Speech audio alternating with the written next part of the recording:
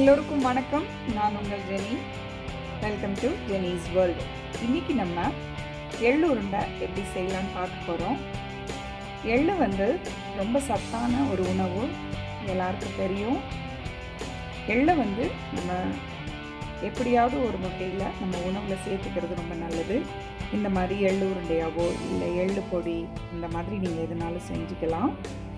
எள்ளு நிறைய சத்துக்கள் நிறைந்த ஒரு உணவுங்கிறதுனால நம்ம அடிக்கடி உணவில் சேர்த்துக்கிறது ரொம்ப நல்லது. இந்த எள்ளு உருண்டையை இன்றைக்கி நம்ம ஒரு 5 நிமிஷத்தில் செய்ய போகிறோம். நீங்கள் இது வரைக்கும் ஜெனிஸ் வேர்ல்டை சப்ஸ்கிரைப் பண்ணலன்னு சொன்னால் சப்ஸ்கிரைப் பண்ணுங்கள், வீடியோ பாருங்கள், லைக் பண்ணுங்கள், ஷேர் பண்ணுங்கள். இப்போ நம்ம வீடியோக்குள்ளே போகலாம். இன்றைக்கி எள்ளு உருண்டை பண்ணுறதுக்கு 1 கப் வெள்ளை எள்ளு எடுத்துருக்கேன். அதை இப்போது நம்ம மிதமான சூட்டில் வச்சு வறுத்தெடுத்துக்க போகிறோம். எள்ளு உருண்டை நீங்கள் கருப்பு எள்ளுலையும் பண்ணலாம். நான் இப்போ வெள்ளை எள்ளில் பண்ணுறேன். எதுலையும் பண்ணாலும் எள்ளு உருண்டை ரொம்ப சத்து உள்ளது. அதில் நிறைய இரும்பு சத்து இருக்குது.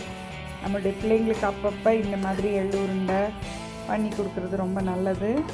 இந்த எள்ளு நல்லா ஈவனாக நமக்கு அப்படி பொரியணும். நல்லா வெந்து வெடிக்க ஆரம்பிக்கும். அந்த டைமில் நம்ம ஸ்டவ் ஆஃப் பண்ணணும்.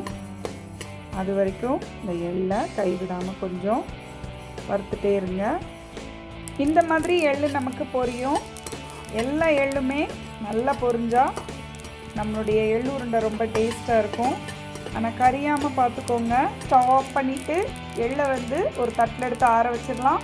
நம்ம 1 கப் வெல்லம் எடுத்துக்கலாம். இதில் நம்ம தண்ணி எதுவும் ஊற்ற போகிறதில்ல. நல்ல சுத்தமான வெல்லம் எடுத்துக்கிட்டிங்கன்னு சொன்னால் நமக்கு இது நல்லாயிருக்கும். ஏன்னா இதில் நம்ம அரைச்சிலாம் ஊற்ற முடியாது. இதில் நான் 1 டீஸ்பூன் நெய் சேர்த்துக்கிறேன்.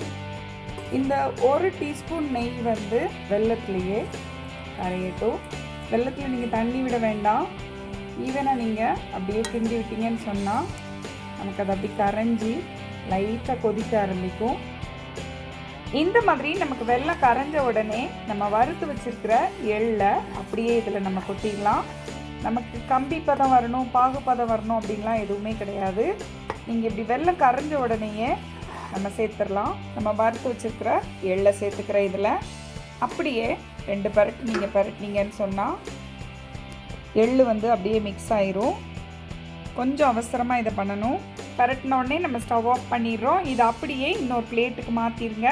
இந்த மாதிரி நம்ம கொஞ்ச நேரம் விட்ட பிறகு கை பொறுக்கிற அந்த சூடு வந்த உடனே தண்ணியில் கையை அப்படியே கொஞ்சம் முக்கிக்கிட்டு சின்ன சின்ன உருண்டையாக அப்படியே நம்ம பிடிச்சிட்டோன்னு சொன்னால் நமக்கு எள்ளு உருண்டை ரெடி ஆயிரும். ரொம்ப சூடாக இருக்கும், கொஞ்சம் பார்த்து செய்யுங்க. நம்முடைய எள்ளு உருண்டை ரெடி. நம்ம இந்த எள்ளு உருண்டையை ரொம்ப சீக்கிரமாகவே செஞ்சிட முடியும். 3 to 5 மினிட்ஸில் இது நமக்கு ரெடி ஆயிரும். அதே நேரத்தில் பிள்ளைங்களுக்கு ஸ்நாக்ஸ் அனுப்புறதுக்கு இந்த மாதிரி நம்ம செஞ்சு அனுப்பணும்னு சொன்னால் எந்த கலப்படமும் இல்லாமல் இருக்கும். அதே நேரத்தில் நல்ல சத்தானதாகவும் இருக்கும். ஸோ இந்த மாதிரி ஸ்நாக்ஸ் பிள்ளைங்களுக்கு நம்ம ஸ்நாக்ஸ் பாக்ஸில் பேக் பண்ணுறதுக்கும் யூஸ்ஃபுல்லாக இருக்கும். நீங்களும் உங்கள் வீட்டில் ட்ரை பண்ணி பாருங்கள். இப்போ நம்ம எள்ளு உருண்டை எப்படி செய்யலான்னு பார்த்தோம். இந்த வீடியோ உங்களுக்கு பிடிச்சிருந்ததுன்னா சேனலை சப்ஸ்கிரைப் பண்ணுங்கள், ஷேர் பண்ணுங்கள். நீங்களும் உங்கள் வீட்டில் செஞ்சு பார்த்துட்டு எப்படி இருந்ததுன்னு கமெண்ட் பண்ணுங்கள். இந்த வீடியோ பார்த்ததுக்கு ரொம்ப நன்றி. வணக்கம்.